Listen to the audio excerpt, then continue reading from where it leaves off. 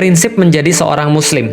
Dan ini sangat berpengaruh dalam rumah tangga dan menjadi semacam rahasia dalam rumah tangga juga. Jadi gini sekalian, Islam itu menurunkan Al-Quran untuk menjadi petunjuk bagi manusia.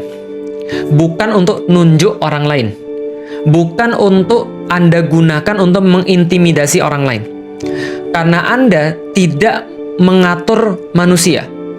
Anda nggak berhak mengatur manusia, sebagaimana Anda nggak berhak mengatur saya, dan saya pun nggak berhak mengatur teman-teman sekalian. Maka dari tadi yang kita sampaikan adalah bagaimana ayat Allah mengatur kita. Berarti kita harus menempatkan Al-Quran ini menjadi pengatur daripada manusia. Maka jangan kita sama sekali gunakan ayat Al-Quran ini kecuali adalah menunjuk kepada diri kita sendiri. Dan seringkali yang terjadi di masyarakat sebaliknya. Kita seringkali nunjuk orang lain dengan satu dalil. Atau ibaratnya, make satu dalil tidak dengan peruntukannya. Contoh, orang yang ngutang itu make dalil yang ngutangin untuk bisa mendapat keuntungannya sendiri. Contoh misalnya, ada orang ngutang, lalu kemudian ditagih. Lalu kemudian yang ngutang bilang, loh, bukankah di dalam Islam itu kamu disuruh untuk menangguhkan saya lagi? Memberikan tangguh, manjangin lagi kemudian kredit saya, manjangin lagi kemudian utang saya. Kan kamu kan kalau manjangin kamu dapat pahala. Itu salah, itu bukan dalilnya dia. Itu dalilnya orang yang ngutangin. Yang ngomong kayak gitu harusnya orang yang ngutangin.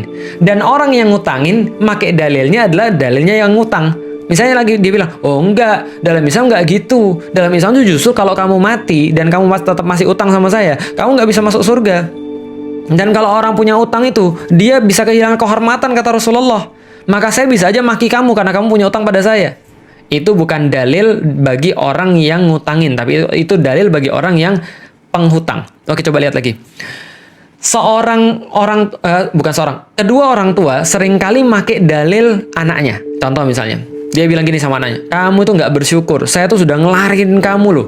Saya ngelarin kamu itu ya, berdarah-darah, robek daging saya. Darah saya tuh mengucur, sakitnya minta ampun. Cuma untuk melihat kamu tuh kayak sekarang, bantah luar biasa. Nggak pernah ada berbaktinya sama orang tua. Kualat kamu itu, nggak pernah berbakti sama orang tua. Itu bukan dalil kamu orang tua. Itu dalil anaknya. Anaknya harus mikir kayak gitu. Orang tua saya sudah pecah, kemudian darah sudah pecah, kemudian robek dagingnya, darahnya kemudian mengucur, kesakitan luar biasa, mempertaruhkan nyawa. Masa sih aku nggak mau kemudian untuk memenuhi panggilan dia? Misalnya, itu dalil bagi anaknya, bukan dalil bagi orang tuanya. Tapi anaknya pakai dalil orang tuanya. Kamu itu salah mikir, Mak.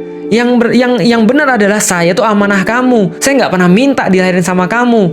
Kamu itu adalah ketika melahirkan saya, kamu tuh nambah amanah kamu. Lah kalau kamu itu tidak bisa mempertanggungjawabkan amanah kamu di depan Allah, ingat loh, pertanggungjawabannya berat nanti di hari kiamat. Ketika seorang anak-anak tidak diperhatikan sama orang tuanya ditanya oleh Allah. Salah.